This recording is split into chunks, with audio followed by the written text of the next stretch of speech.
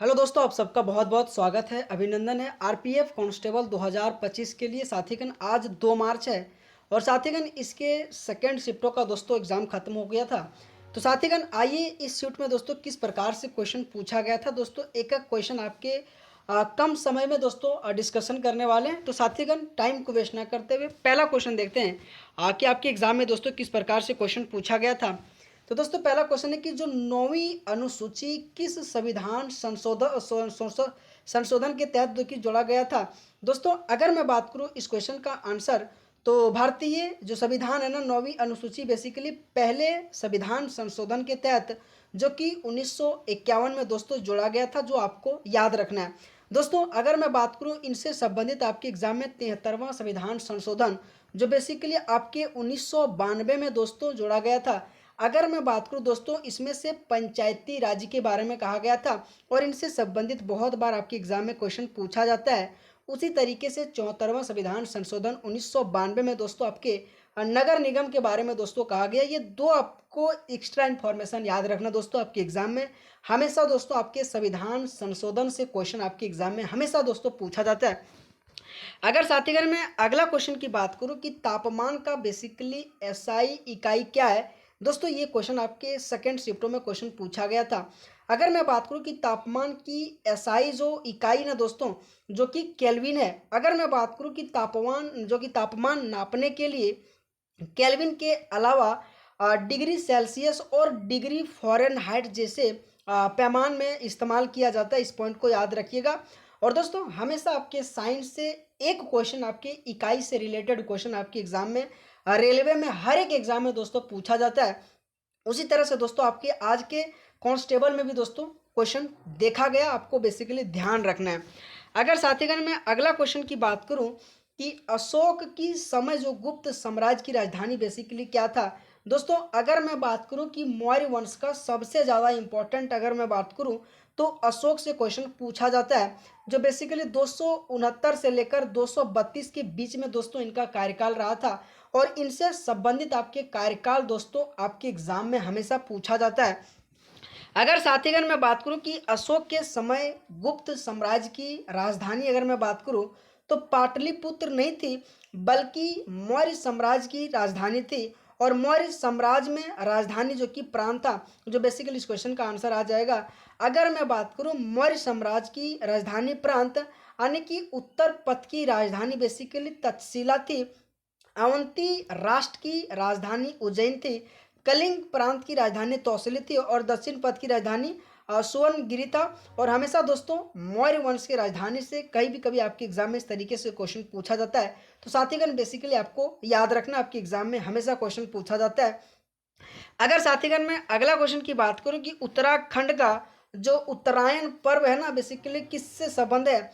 अगर दोस्तों मैं बात करूं कि उत्तराखंड का जो उत्तरायणी पर्व बेसिकली सूर्य के उत्तर दिशा की यात्रा से जुड़े हैं और इसे बेसिकली मकर संक्रांति के नाम से जाना जाता है। अगर मैं बात करूं साथीगण कि यह पर्व बसंत ऋतु के आगमन का प्रतीक है और उत्तरायण को सकारात्मक का प्रतीक माना जाता है। साथीगण आपके एग्जाम में हमेशा दोस्तों फेस्टिवल से क्वेश्चन पूछा जाता है। बेसिकली साथीगण आप सभी को फेस्टिवल से क्वेश्चन याद रखना दोस्तों, हमेशा आपके एग्जाम में क्वेश्चन पूछा जाता है। दोस्तों अगर मैं बात करूं कुछ झारखंड से इंपॉर्टेंट जो सरहुल फेस्टिवल बहुत इंपॉर्टेंट जो आपके एग्जाम में दोस्तों पूछा जाता है और रेलवे में हमेशा सरहुल से क्वेश्चन पूछा जाता है। अगर मैं बात करूं दोस्तों भगता पर्व भी बेसिकली आपके झारखंड से संबंधित दोस्तों आपको याद रखना है। और साथीगण जितने भी आपके मकर संक्रांति से रिलेटेड दोस्तों आपके एग्जाम में जितने भी राज्यों में दोस्तों फेस्टिवल होता है उनसे दोस्तों आपको याद रखना है। हमेशा दोस्तों आपके एग्जाम में क्वेश्चन पूछा जाता है और हमेशा दोस्तों इनसे क्वेश्चन देखा जाता है। अगर साथीगण मैं अगला क्वेश्चन की बात करूं कि 91वां जो न्यायाधीश बेसिकली कौन है, तो दोस्तों बेसिकली इस क्वेश्चन का आंसर आपके संजीव खन्ना बेसिकली 91वां न्यायमूर्ति जो कि भारत के सर्वोच्च न्यायालय के 91वां जो मुख्य न्यायाधीश है। अगर साथीगण मैं बात करूं 18 जनवरी 2019 को भारत के सर्वोच्च न्यायालय में पदोन्नत किया गया था और वर्तमान में राष्ट्रीय विधिक सेवा प्राधिकरण जो NALSA के प्रमुख संरक्षक और राष्ट्रीय न्यायिक अकादमी भोपाल NJA के बेसिकली अध्यक्ष है। दोस्तों आपके एग्जाम में हमेशा वर्तमान में कौन किस पद पे विराजमान है दोस्तों? आप सभी मेरे साथीगण से रिक्वेस्ट है, एटलीस्ट दोस्तों अभी भी आपके पास समय, एक बार दोस्तों करंट अफेयर जरूर पढ़ के जाइएगा। आपके एग्जाम में दोस्तों रेलवे में बहुत क्वेश्चन इस तरीके से पूछा जाता है दोस्तों, है ना। अगला क्वेश्चन साथीगण की आरबीआई की जो रेपो रेट दर कितनी है? तो दोस्तों बेसिकली इस क्वेश्चन का आंसर बेसिकली 6.25। अगर मैं बात करूं कि 2025 में आरबीआई का जो रेपो रेट दर है ना 6.25% है। और वहीं रिवर्स अगर रेपो दर की मैं बात करूं घोषणा के अनुसार तो बेसिकली 6.25 है। इस पॉइंट को भी याद रखिएगा दोस्तों, हमेशा आपके एग्जाम में आरबीआई से क्वेश्चन पूछा जाता है। जो बेसिकली दोस्तों 1935 में आरबीआई की स्थापना हुआ था और 1934 में दोस्तों आरबीआई का एक्ट आया था, हमेशा आपको याद रखना है। और दोस्तों आरबीआई जब शुरुआती पूंजी के साथ आया था ना तो 5 करोड़ रुपया के साथ शुरुआती पूंजी आया था, जो आपकी एसएससी में ये कई बार क्वेश्चन पूछा जाता है। तो दोस्तों उम्मीद है आपके एग्जाम में भी क्वेश्चन पूछा जा सके, है ना। तो बेसिकली आरबीआई जब शुरुआती पूंजी में आया था ना तो बेसिकली 5 करोड़ रुपये के साथ आया था, इस पॉइंट को भी याद रखिएगा। लेकिन दोस्तों आप सभी को क्लास अच्छा लग रहा है दोस्तों, तो प्लीज़ दोस्तों आप सबसे रिक्वेस्ट है मेरे साथीगण की वीडियो को लाइक जरूर करना यार।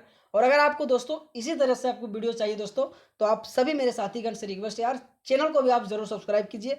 अगला क्वेश्चन देखते हैं दोस्तों कि विटामिन सी में कौन सा अम्ल पाया जाता है? दोस्तों बहुत इंपॉर्टेंट है आपके एग्जाम में, हमेशा दोस्तों विटामिन सी रेलवे में हमेशा क्वेश्चन पूछा जाता है कि विटामिन सी में एस्कॉर्बिक अम्ल पाया जाता है और इसे रासायनिक रूप पे जो कि एस्कॉर्बिक एसिड के भी नाम से जाना जाता है। और यह एक कमजोर 6 कार्बन शर्करा अम्ल और इसकी संरचना पंचकोणीय वलय जैसी होती है। हमेशा दोस्तों आपके विटामिन के रासायनिक नाम से क्वेश्चन पूछा जाता है। बेसिकली दोस्तों आपको याद रखना, हमेशा इनसे क्वेश्चन पूछा जाता है। अगर मैं बात करूं दोस्तों विटामिन ए जो कि रेटिनॉल के नाम से जाना जाता है। विटामिन जो बी1 है ना दोस्तों बेसिकली विटामिन जो सब हमेशा पूछा जाता है कि कितने कॉम्प्लेक्स है, तो इसमें से विटामिन बी8 कॉम्प्लेक्स होता है और आपको याद रखना, हमेशा इनसे क्वेश्चन आपके एग्जाम में पूछा जाता है। विटामिन बी6 और विटामिन बी12 बहुत इंपॉर्टेंट बनता है। तो दोस्तों आपको बेसिकली याद रखना है विटामिन बी12 साइनाकोबालामिन और विटामिन बी6 पैराडॉक्सिन आ जाएगा, जो बेसिकली आपको याद रखना दोस्तों। अगला एक क्वेश्चन आपकी स्वामी विवेकानंद जी से क्वेश्चन पूछा गया था कि स्वामी विवेकानंद ने 11 सितंबर 1893 में शिकागो में आयोजित विश्व धर्म सम्मेलन में भाग लिया था और इस सम्मेलन में उनके दिए गए भाषण को इतिहास अमर घटनाओं में गिना गया था। तो वही दोस्तों बेसिकली आपके स्वामी विवेकानंद जी से क्वेश्चन पूछा गया था कि उन्होंने कब जाके विश्व धर्म सम्मेलन में भाग लिया था? तो बेसिकली 11 सितंबर 1893 में। और दोस्तों ये क्वेश्चन नया नहीं है, ये इतना बार क्वेश्चन आपके एग्जाम में पूछ रहा है दोस्तों, जो मैं आपको कह ही नहीं सकता। इसलिए दोस्तों आपके स्वामी विवेकानंद जी से हमेशा दोस्तों आपके एग्जाम में क्वेश्चन पूछा जाता है, जो बेसिकली आपको ध्यान रखना है। अगर साथीगण मैं अगला क्वेश्चन की बात करूं 2024 में नई वैक्सीन किस संबंध में है? तो बेसिकली फाइजर बायो जो कि एनटेक है ना कोविड, उसी तरह से आपके संबंध है दोस्तों। ये आपके आज के सेकंड शिफ्ट में दोस्तों क्वेश्चन पूछा गया था। अगला अगर मैं क्वेश्चन की बात करूं दोस्तों कि 10वीं अनुसूची के संविधान संशोधन के तहत जोड़ा गया था। दोस्तों 52वां जो संविधान संशोधन 1985 के तहत दोस्तों 10वीं संविधान जोड़ा गया दोस्तों, क्योंकि दोस्तों एक समय हुआ था ना कि एक पार्टी से एक अगर नेता जीता था ना तो क्या हुआ, तो वो एक ही पार्टी से 2 से 3 4 पार्टी में ट्रांसफर हो गया था। तो उसी समय दोस्तों एक संविधान संशोधन करके 1985 में दोस्तों बनाया गया कि अगर बीजेपी से या कांग्रेस से किसी भी पार्टी से अगर चुनाव लड़ते हैं तो आपको 5 साल तक यानी जब तक कार्यकाल रहेगा तब तक आप पार्टी से दूसरा पार्टी नहीं जा सकते हैं। तो वही दोस्तों 52वां संविधान संशोधन आपके 1985 के तहत जो जोड़ा गया था। और आपके हमेशा दोस्तों आपके 12 के 12 अनुसूची आपके एग्जाम में पूछा जाता है, जो बेसिकली दोस्तों आप सभी को याद रखना है।